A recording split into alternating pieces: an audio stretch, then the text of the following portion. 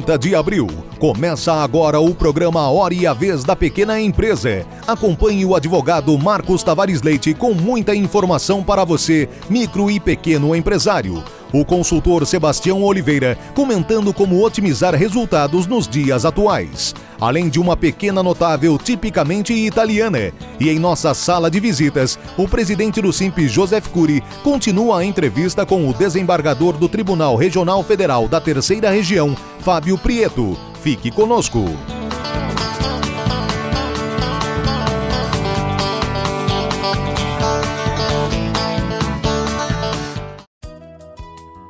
Aguarde novidades do cartão Simp de benefícios na semana que vem.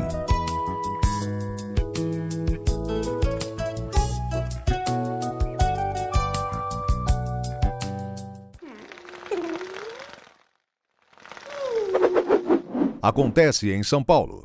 A exposição O Mundo de Tim Burton, que já foi exibida em cidades como Nova York e Paris, está em São Paulo e explora toda a gama do trabalho criativo do cineasta e apresenta desde desenhos da infância até sua carreira consolidada como diretor. Reúne mais de 700 exemplos de desenhos raramente vistos, pinturas, fotografias, fotos de filmes, bonecos, maquetes, fantasias e objetos de sua vasta filmografia como Edward Mãos de Tesoura e Batman. Visite! A exposição ocorrerá até o dia 15 de maio no Museu da Imagem e do Som.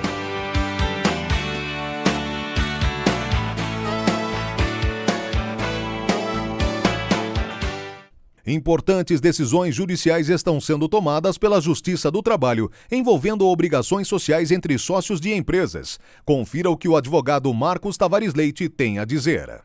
Algumas decisões judiciais atuais, principalmente no âmbito da Justiça do Trabalho, têm gerado grande polêmica. Diz respeito à interpretação do parágrafo único do artigo 1003 do Código Civil, que trata da responsabilidade do sócio que cede as suas cotas a terceiros. Pelo dispositivo do Código Civil, a responsabilidade desse sócio ela permanece por 2 anos, porém só em relação aos atos que existiram durante a sua participação na sociedade. Ainda assim, a responsabilidade que ele tem como cessionário dessas cotas, ela é solidária, ou seja, os dois respondem em conjunto, ao mesmo tempo e nos mesmos valores. Porém, é importante ressaltar, esta responsabilidade do ex-sócio, daquele que cedeu as suas cotas a terceiros, ela só se dá em relação aos atos societários dos quais ele tenha participado. Isto está literalmente disposto nesse parágrafo único do artigo 1003. Apesar disso, algumas decisões judiciais têm entendido que a responsabilidade do sócio que se retira da empresa, o sócio que cede as suas cotas a terceiros, ela permanece por mais 2 anos, inclusive em relação aos atos sobre os quais ele não tenha participado ou em relação ao período do qual ele sequer foi sócio da empresa. Essa é uma distorção, é uma interpretação equivocada e que esperamos ela seja corrigida e realmente alterada essas decisões judiciais que impõem uma responsabilidade àquele que não mais participa da sociedade e que sequer teve a oportunidade de assistir, vigiar ou votar numa determinada decisão de uma sociedade. Essa medida, ela estimula simplesmente a informalidade e distorções e a cobrança indevida em relação àqueles que nada devem e que estão em quites, seja com a justiça, seja com a própria sociedade. O Simples vai trabalhar para que realmente a lei se cumpra, que haja segurança jurídica e tratamento de equidade em relação ao empresário.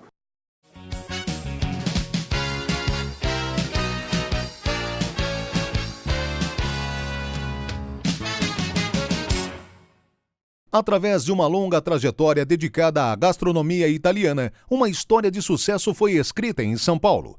Tudo foi pautado na arte de cozinhar, servir e encantar todos que frequentam a casa.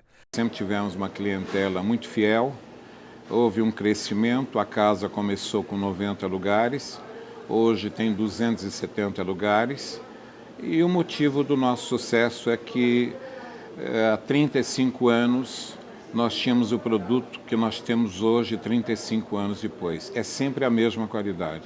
Atualmente, está havendo uma diminuição. Se o cliente não deixa de vir, ele deixa de gastar o que gastava. Então, nós tivemos uma média de provavelmente 10%, 15% de diminuição de faturamento. Talvez o mesmo número de clientes, mas o cliente hoje reduziu o que gasta em cada prato. Então, é uma época atualmente difícil, porém, nós continuamos conservando a casa como sempre, com os mesmos funcionários, dando o mesmo atendimento, esperando que a situação econômica do país melhore.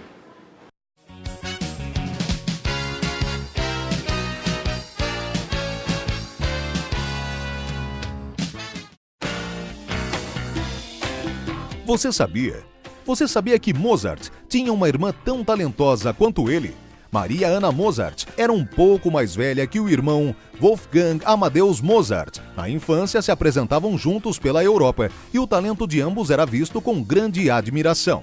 Sabe-se muito pouco sobre ela, basicamente só que é dito nas biografias do próprio Mozart. Essa é Você Sabia?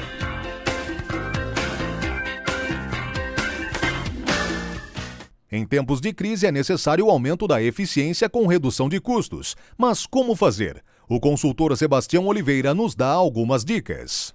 Um dos segredos, quando a gente fala em termos de produtividade na empresa, não diz respeito ao processo, mas sim às pessoas. Fazer isso significa você conseguir engajar as pessoas do seu time de trabalho, da produção, da qualidade, do desenvolvimento, de tal forma que elas deem mais informação, elas mesmas resolvam muitos problemas que aparecem no dia a dia de qualquer empresa. Uma das ferramentas para isso é você criar grupos de melhoria contínua, grupos de melhoria da qualidade. Um líder de produção, por exemplo, pode toda semana reunir seu grupo e pedir contribuições para eles. Quais foram os problemas que aconteceram na semana anterior? Quais produtos saíram com problemas de qualidade? Onde eles ganharam maior eficiência e maior produtividade? São perguntas que provavelmente a equipe vai ter boas ideias para saber responder. É função do líder saber aproveitar essas ideias. Se por um lado isso melhora a eficiência, isso também melhora bastante o moral do grupo. Duas coisas que certamente as empresas vão precisar muito nesse período de dificuldade econômica.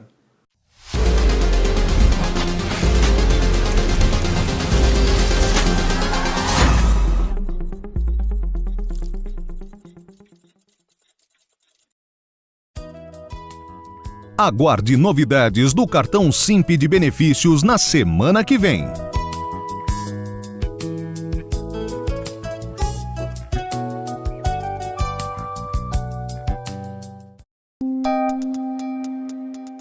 Entrevista da semana.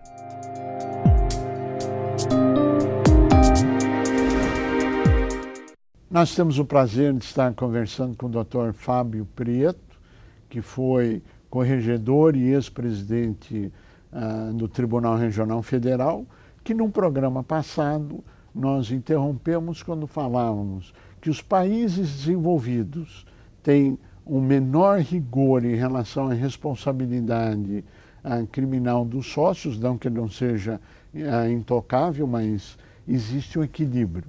E hoje nós vamos dar continuidade a isso e é um prazer tê-lo conosco. Muito obrigado pela sua participação. Mas o senhor estava falando dessa correlação internacional.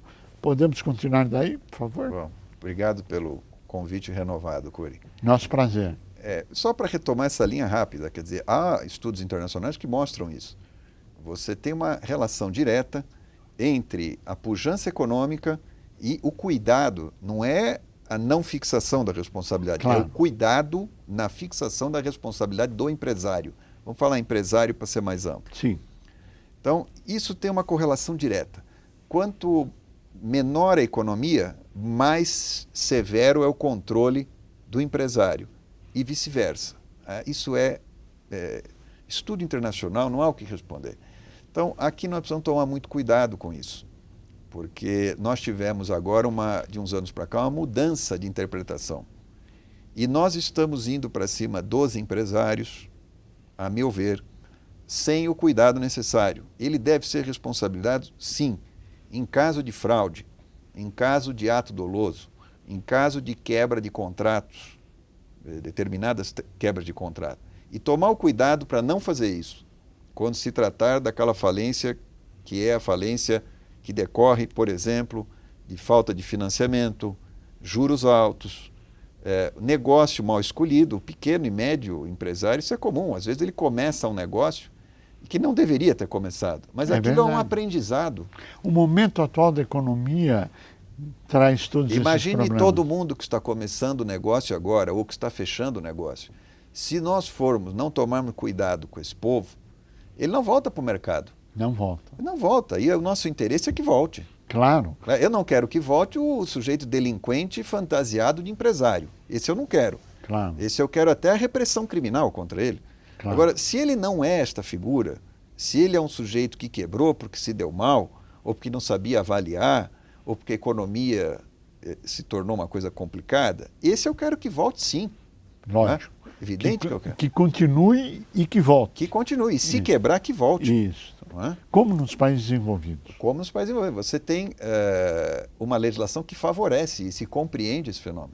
Bem, hoje nós temos uma legislação que para você encerrar a empresa, você assume numa declaração eletrônica que você é responsável solidário e ilimitadamente por qualquer dívida tributária que apareça no futuro. E nos processos que estão tramitando, no encerramento da empresa, você declara que tem uma responsabilidade que tem um nome técnico, que eu vou deixar para o senhor colocar, desse endividamento. Qual a sua experiência e a sua avaliação nesse cenário? Nós tínhamos um sistema jurídico que não permitia ao empresário que tivesse dívida fiscal o encerramento da empresa. Veja o que se fez em alguns tribunais. Esses tribunais faziam o seguinte: você mandava o oficial de justiça na empresa.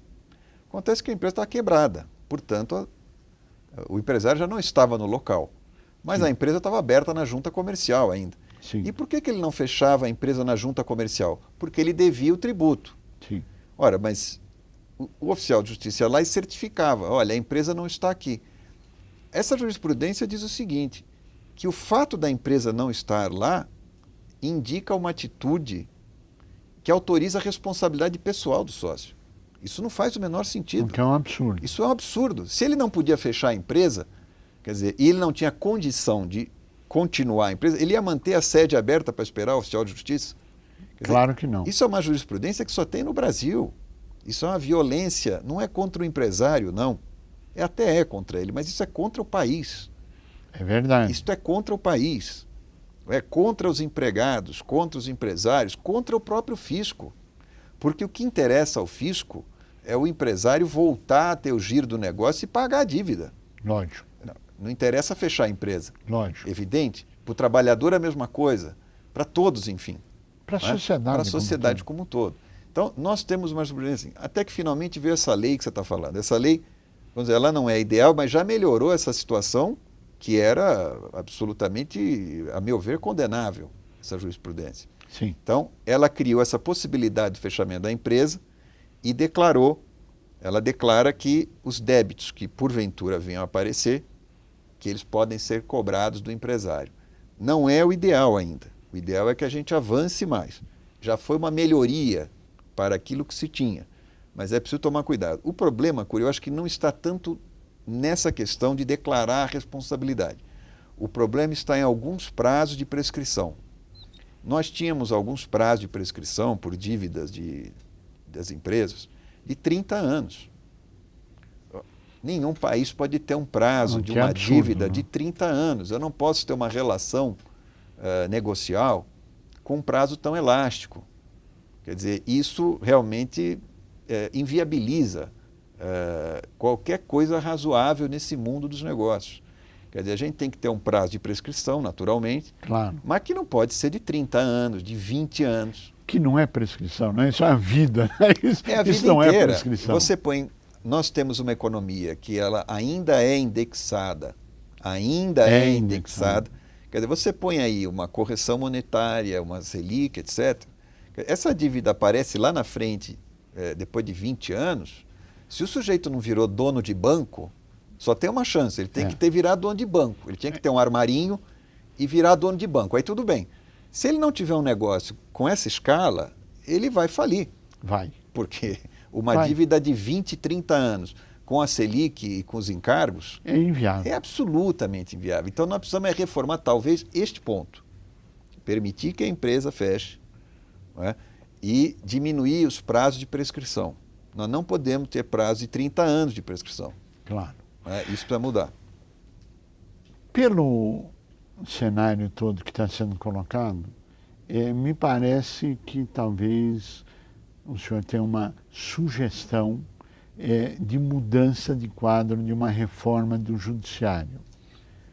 Qual é a sua avaliação? Qual é a sua proposta? Olha, eu sempre tive uma posição a favor da reforma do judiciário que foi feita em 2004, 2003, 2004. Era uma posição minoritária no judiciário e, dependendo do tribunal, era até solitária, não era minoritária. E agora eu sou favorável a que se faça uma reforma, ou se façam mais quantas forem necessárias. Quer dizer, uma coisa que nós precisamos resolver é essa questão dos conselhos de justiça, porque eles têm uma interferência direta na gestão do Poder Judiciário. Hoje nós temos 4 conselhos de justiça. O Conselho Nacional de Justiça, o Conselho Nacional do Ministério Público, o Conselho da Justiça Federal e o Conselho da Justiça do Trabalho. Do ponto de vista da economia, isso seria inviável. Nenhum país do mundo tem 4 conselhos. Esse é o primeiro plano. Do ponto de vista da gestão, obviamente eles não funcionam. Claro, um desautoriza o outro, tem conflito, não funciona. Nós temos que ter um conselho só, em Brasília, e ele não tem que ser um conselho do judiciário, das coisas dos juízes. Ele tem que ser um conselho de administração da justiça. Ou seja, pegando ministérios públicos, pegando a advocacia,